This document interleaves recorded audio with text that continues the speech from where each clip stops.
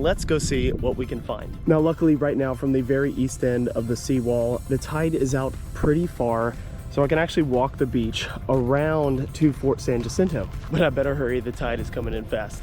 It's important to remember that the east end of Galveston Island that we know today was not the extreme east end back in the late 1800s.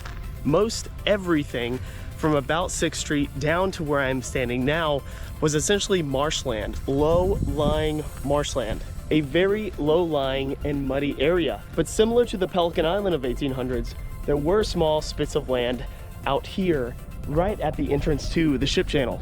The Texas government, after the Texas Revolution, established this area as a perfect spot to watch over the entrance to Galveston Harbor and Galveston Bay. And this area quickly became known as Fort Point. After about a 5-minute walk from the east end of the seawall, I have made it to one part of the existing Fort San Jacinto, right over here.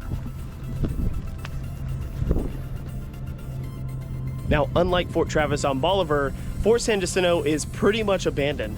And like most abandoned places, it has plenty of graffiti. I don't know how anyone back in the day lived without off.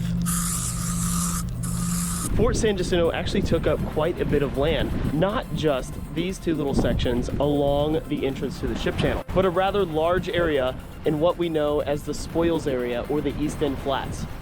By 1921, Fort San Jacinto was made up of 3 gun batteries: Battery Hugh Mercer, Battery Julius Heilman, and Battery George Croghan, 2 of which still exist today: George Croghan and Hugh Mercer.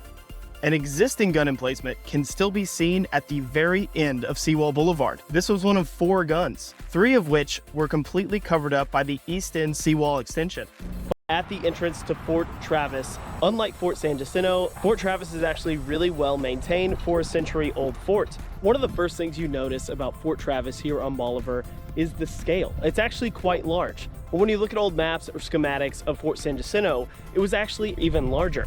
Now, standing right here, looking directly out into the Gulf of Mexico, is easy to see why the Republic of Texas, after it gained independence from Mexico, wanted to start a fort right here. You could see enemy vessels coming from miles and miles away.